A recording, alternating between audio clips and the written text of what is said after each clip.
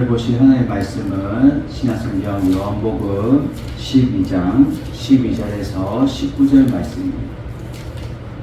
요한복음 12장 12절에서 19절 말씀을 우리 다같이 합독합니다.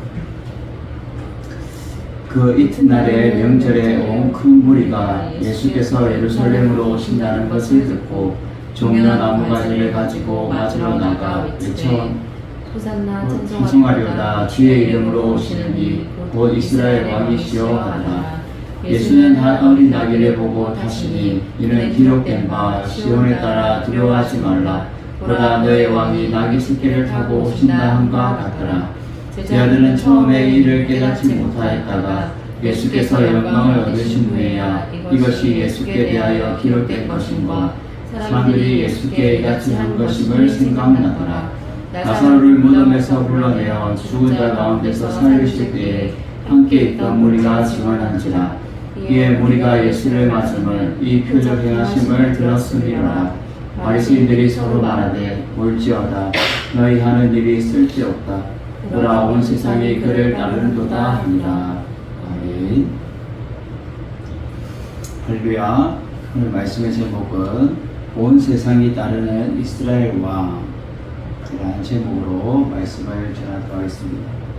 오늘 보면 마지막에 예수님을 잡으려고 죽이려고 하고 공문에서 어떻게든 그를 십자가에 못 박게 하려는 그 무리들, 바리새인과 서기관들과 제사장들, 종교 지도자들이 결국은 그들의 입에서 어떤 고백이 나오느냐, 다 쓸데없다는 거예요. 너희가 악한 일을 꾸미는 것을 다 쓸데없다. 결국 온 세상이 그를 따르는도다 라고 고백합니다. 온 세상이 다 그를 따르는, 결국 예수 그리스도를 따를 수밖에 없는, 그래서 모든 기적을 통하여서 죽은 자까지도 살리는, 앞의 사건이 우리가 봤듯이 죽은 나사로를 살렸어요. 그럼을 통하여서 예수님의 위상이 더 높아졌고 또 불가능한 게 전혀 없어지고 거의 신격화되고, 그래서 이 위상이 하늘을 찌를 듯이 높아진 거예요. 그럼을 통하여서 이 바리새인들이 예수님 막 올 때에 예루살렘에 입성할 때에 예루살렘에 들어갈 때에 외칠 때에 호산나 다윗의 자손이여 하고 외칠 때에 그들은 다 쓸데없다. 우리가 하는 일은 다 쓸데없다. 온 세상이 다 저분을 따르는구나 라고 고백합니다. 우리는 오늘 본문을 통하여서 온 세상이 따르는 이스라엘 왕이신 예수 그리스도를 세 가지의 모습으로 우리는 봤으면 좋겠습니다. 첫 번째로 오늘 보면 구원하시는 이스라엘 왕 예수 그리스도, 구원하시는 왕 예수 그리스도. 오늘 이제 12절에 보면 그 이튿날이라고 말하죠. 우리가 그 향유컵을 깨뜨려서 주님 앞에 드리는 이 마리아를 통하여서 그 이틀이 지난 거예요. 이틀이 지나고 나서 명절에 온 큰 무리가 예수님의 예루살렘 오신다는 것을 듣게 됩니다. 이 명절은 이제 6월절이 다가오게 되는 거죠. 그래서 6월절을 맞이해서 그 어린 양 되시는 예수님 본인이 예루살렘의 주인공처럼 이제 들어가게 입성하게 되는 거예요. 그래서 그 입성하게 되는데 거기에 예루살렘이 오신다는 것을 소리를 듣고 사람들이 종려나무가지를 막 들고 나가서 맞이하는데 호산나 찬송하려다 주의 이름으로 오시는 이 곧 이스라엘 왕이시여 라고 고백하게 되죠. 여기서 이 종려나무가지는 이스라엘에서 나오지 않습니다.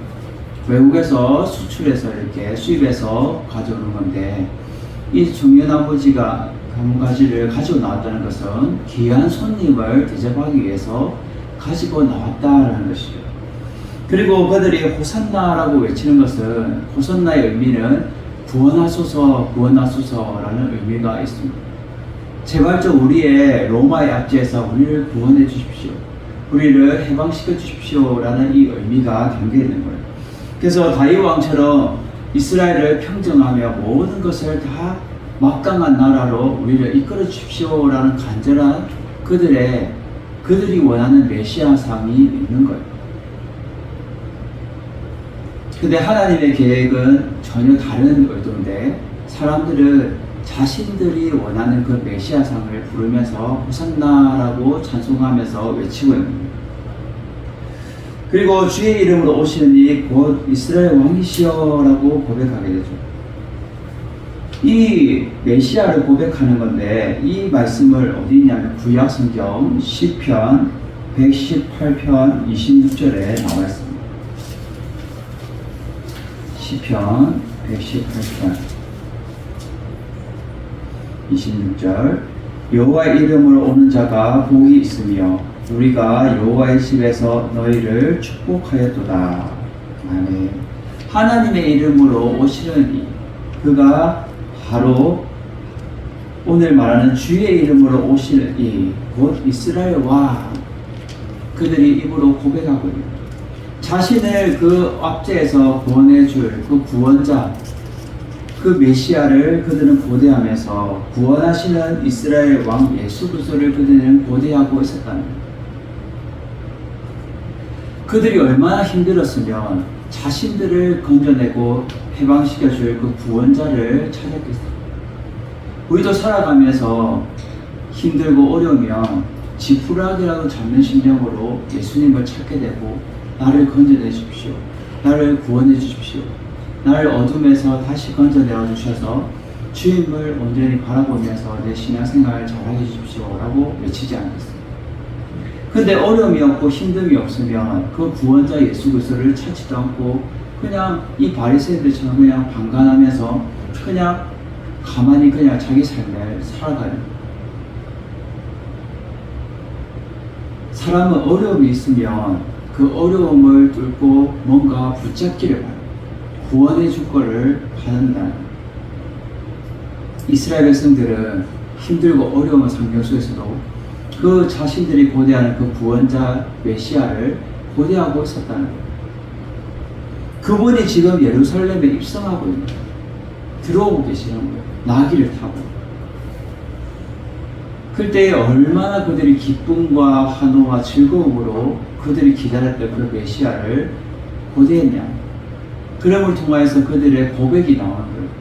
우리의 진정한 호산나 구원하실 그분이 입성하고 계시는데 그분은 진정한 이스라엘 왕이십니다.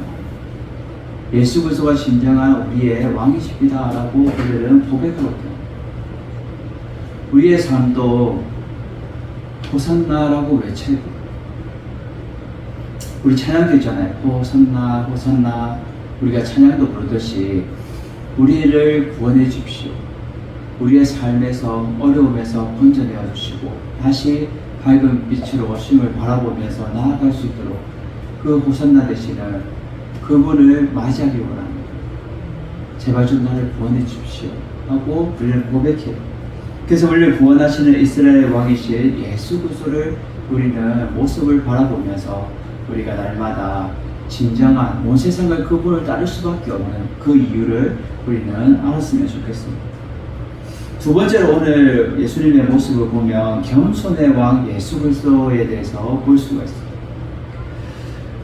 예수님이 예루살렘에 입성하게 되시는데 나귀가 큰 어미 나귀도 아니고 한 어린 나귀를 타고 이제 입성하게 되십니다. 이것을 15절에 보면 기록된 바 시온에 따라 두려워하지 말라. 보라 너희의 왕이 나귀 새끼를 타고 오신다 한가 같더라 라고 말하고 있습니다. 이 말씀은 결국 스가랴 선지자의 말씀을 이루려고 하시는 거예요. 그래서 스가랴 9장 9절을 보도록 하겠습니다. 되었습니다.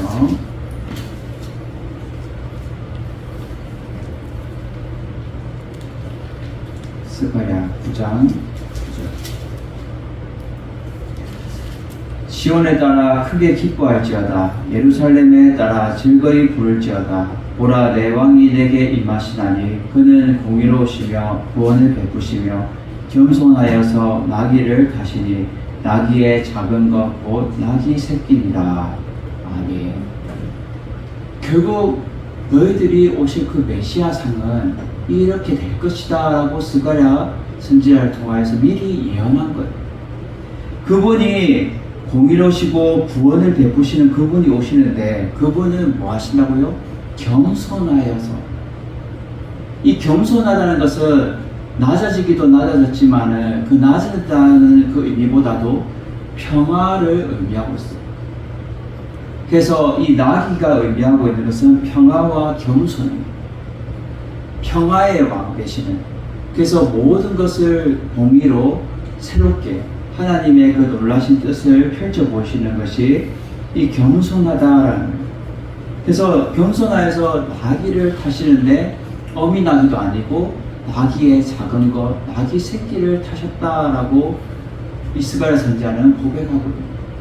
그것을 이루기 위해서 예수님이 지금 나귀 새끼를 타고 예루살렘에 입성하고 계십니다. 군말을 탈 수도 있고 말을 탈 수도 있는데, 힘 있는 말을 탈 수 있는데 왜 나귀를 탔을까? 나귀는 보잘것없고 알아주지도 않고 힘도 없어요. 근데 나귀가 참으로 묵묵히 그 일은 잘 감당한다는 거예요. 그 멍에를 쥐고 무거운 것을 쥐어도 그 나귀는 꿋꿋이 가엾어 보이고 힘들어 보이지만 그것을 묵묵히 이행하면서 나아간다는 거예요. 결국 이 나귀 새끼의 의미는 예수님의 그 모습을 보여주는 거예요. 멍에를 쥐고 이사야 선지자의 고백처럼 멍에를 쥐고 나아가는 그 어린 양이 이 나귀 새끼처럼 연약한 그 부분을 통하여서 결국은 어떻게 해요? 진정한 평화의 왕이신 그분을 하나님은 높이시고 들어쓰신다는 거예요. 이 연약한 나귀 새끼는 우리의 모습을 볼 수 있어요. 우리의 연약하고 부족하고 보잘것없고 이러한 우리의 등 위에 누가 타세요? 예수님이 타시냐. 우리의 이 새끼도 마찬가지예요. 이 연약하고 불쌍하고 연약한 이 나귀 새끼 예수님과 동행하게 되면 호산나 다윗의 자손이여라고 높임을 받게 되고 존귀 있게 여기게 됩니다. 이 나귀 새끼도 예수님과 함께 그렇게 입성했을 때에 존귀함을 받아요. 우리도 이 나귀 새끼처럼 연약하고 부족하고 보잘것없는 어린 나귀 새끼처럼 예수님을 우리가 등에 업고 우리가 모시고 같이 하나님의 나라에 가게 되면 존귀함을 받는다는 거예요. 호산나 찬송하리로다 이스라엘의 왕이시여라고 존귀함을 우리도 같이 받게 됩니다. 이 세상에 살아가면서 우리는 예수님과 동행해야 됩니다. 예수님과 함께해야 됩니다. 이 어린 나귀 새끼처럼 예수님과 함께할 때에 그 보잘것없는 것이 예수님을 통하여서 그의 영광을 보게 됩니다. 하나님의 영광을 같이 경험하게 됩니다.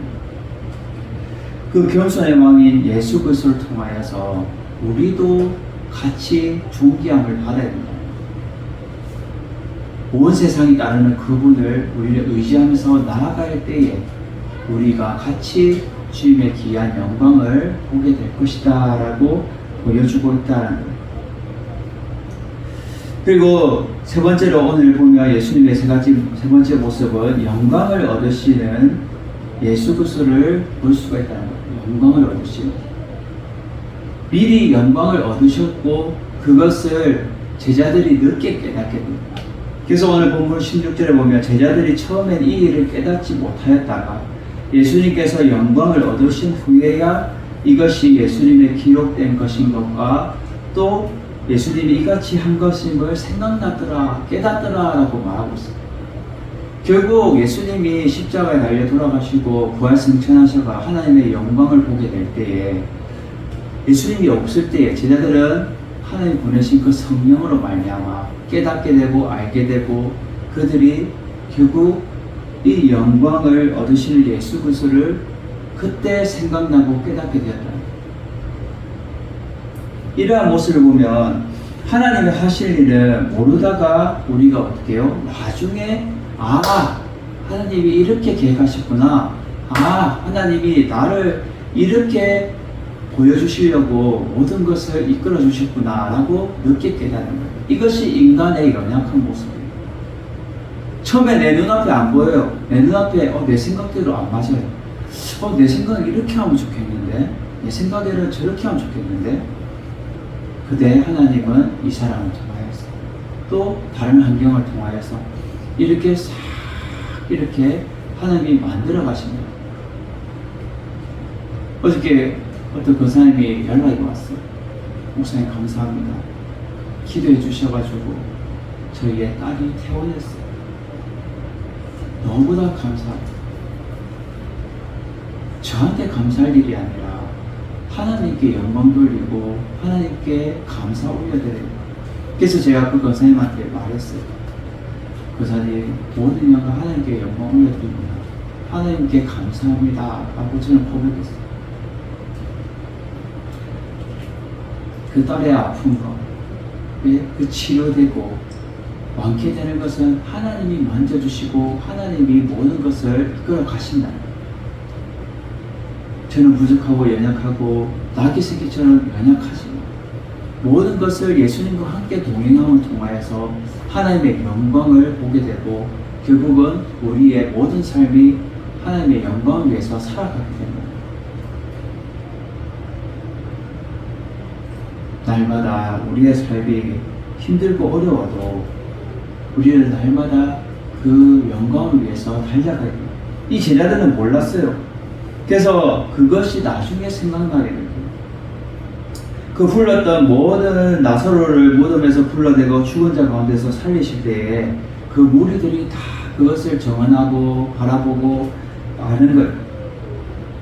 그리고 그 표적이 너무나도 대단했기 때문에 사람들은 예수님을 따를 수밖에 없는 것을 보면서 결국 한숨에 섞여 이 바리새인들이 한숨에 섞여서 결국 그들의 입에서 고백하게 되는 거죠.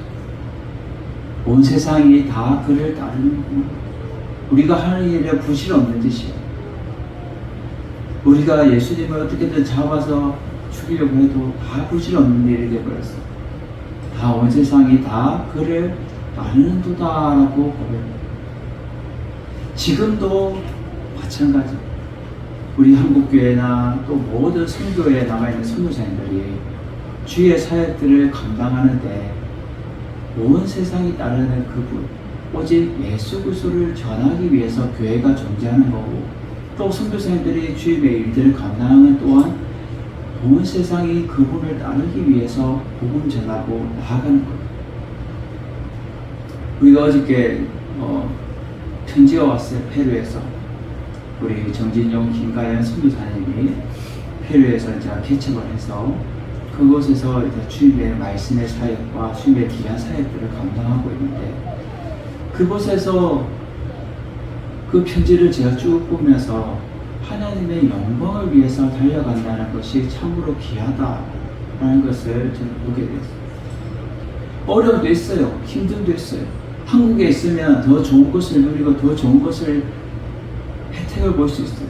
자녀도 교육도 모든 것을 볼 수 있어요. 근데 그 모든 것을 다 주님을 위해서 다 겸손하게 다 내려놓고 오직 주님의 영광을 위해서 달려가는 그 편지의 내용을 보면서 참으로 귀하다, 참으로 하나님이 귀하게 쓰실 분들이다 라고 저는 마음을 먹습니다. 지금도 온 세상이 따르는 그 이스라엘 왕 대신 예수 그리스도를 통하여서 우리의 모든 삶 가운데 우리는 하나님을 높이는 자가 되어야 됩니다.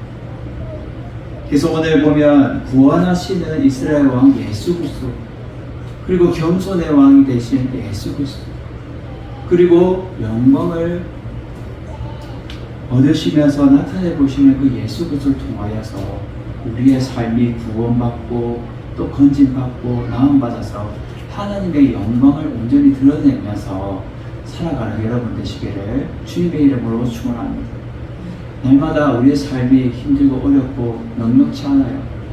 어려워요. 힘들어요. 지금 점점 모든 지금 분위기가 경제가 어떻게 해요? 지금 다 어렵다고 해요. 힘들다고 해요. 다들 뭐 상인들도 소상공인들도 다 힘들다고 외쳐요. 근데 이럴수록 우리를 더 힘내고 온 세상에 따르는 그분을 따를 때에 우리의 삶이 변화되고 다시 일으켜 세울 수 있는 그 힘과 능력이 오직 이 온 세상을 따르는 그분 예수 그리스도로 말미암아 우리가 일어설 수 있다라는 거예요. 주님의 계획은, 주님의 하실 일은 우리가 알 수 없지만 우리가 묵묵히 그분을 따라갈 때에 주님이 우리를 만져주시고 우리를 통하여 다시 하나님의 영광을 나타내 보여주실 것이다. 어린 나귀 새끼도 예수 그리스도로 말미암아 그의 영광을 본 것처럼 우리 또한 우리 등에 예수 그리스도를 얻고 우리가 예루살렘 하나님의 그 본향을 향하여서 우리가 뜨거 우리가 걸어서 주님의 기이한 영광을 우리도 볼 수 있는 여러분 되시기를 주님의 이름으로 축원드립니다. 날마다 주님의 영광 위에서 여러분 한 사람 한 사람 통하여서 기이하게 주님이 바라보시고 지금도 기도하고 계시다는 사실을 여러분 기억하셔서 날마하거나 좌절하지 말고 날마다 어려운 상황 속에서 더 주님을 더 붙들고 온 세상에 따르는 그분을 통하여 회복되는 여러분 되시기를 주님의 이름으로 축원을 드립니다.